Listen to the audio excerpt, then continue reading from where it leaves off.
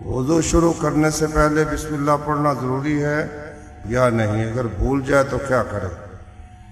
اور بسم اللہ تو پڑھنی چاہیے نا، اللہ کا نام تو ہر کام سے پہلے لینا چاہیے۔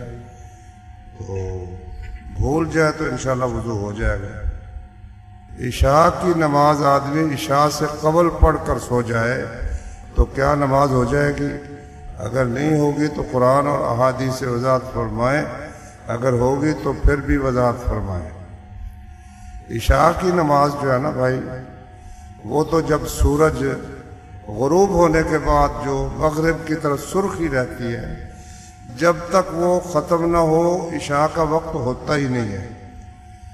جب وہ غروب ہو جائے اب عشاء کا وقت ہو گیا۔ اب اگر وہ جماعت کے آنے کے قابل ہے، مسجد میں آ سکتا ہے، تو پھر تو اس کو مسجد میں آ کر نماز پڑھنی پڑے گی، پھر گھر میں نماز نہیں ہوتی۔ لیکن اگر وہ بیمار ہے، مثال کے طور پر بیمار ہے، وہ مسجد میں نہیں آ سکتا، پھر ٹھیک ہے، جب سرخی ختم ہو جائے، وقت ہو جائے، تو نماز پڑھ کر وہ سو سکتا ہے، اس میں کوئی حرج کی بات نہیں ہے۔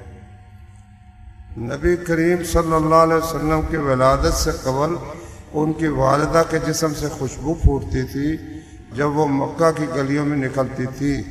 کیا یہ بات درست ہے؟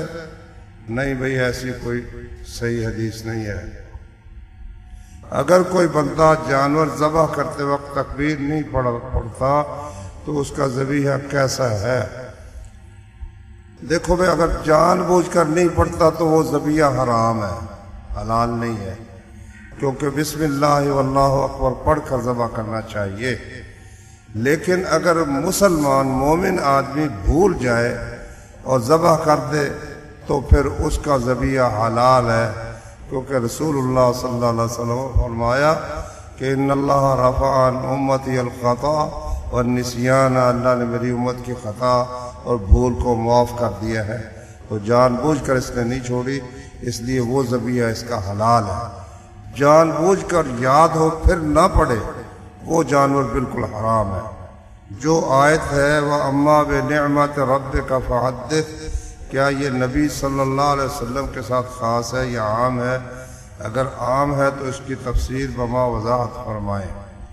معنی اس کا یہ ہے کہ اللہ تعالیٰ کی تجھ پر جو نعمت ہوئی اس کو بیان کر، تو یہ ہر شخص کو ہی بیان کرنی چاہیے۔ اللہ تعالیٰ نے جو انعام کیے ہیں ان کا تذکرہ کرنا کہ اللہ تعالیٰ کا مجھ پر یہ احسان ہے، یہ بیان کرنا چاہیے، چھپانا نہیں چاہیے۔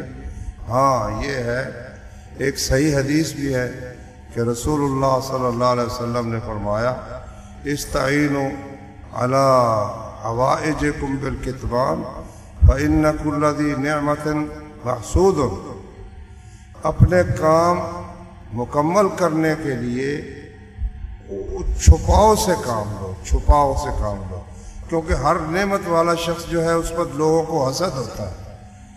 تو اب ایک حدیث یہ اور یہ قرآن کی آیت ہے کہ بیان کرو، اور اس میں ہے کہ چھپاؤ۔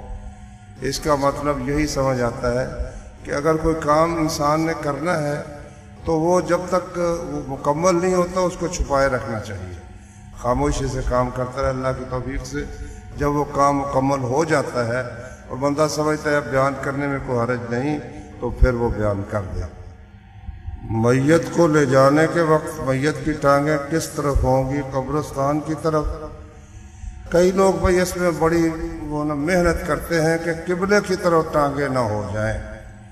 وہ پھر قبلہ اگر مثال کے طور پر وہ ہے پیچھے کی طرف اور قبرستان ہے مشرق کی طرف، تو اب وہ ٹانگیں آگے کر لیں گے۔ یہ کوئی ایسا اس کا ثبوت نہیں ہے ٹانگیں منع ہونے کا، سر ہی آگے ہونا چاہیے، کیونکہ فطری طریقہ یہی ہے کہ آدمی جب چلتا ہے تو سر اس کا آگے کی طرف ہوتا ہے، اسی طرح سے میت کا بھی سر آگے کی طرف ہونا چاہیے۔ سبحانک اللہم و بحمدک اشہد ان لا الہ الا انت استغفرک و اتوب الیک۔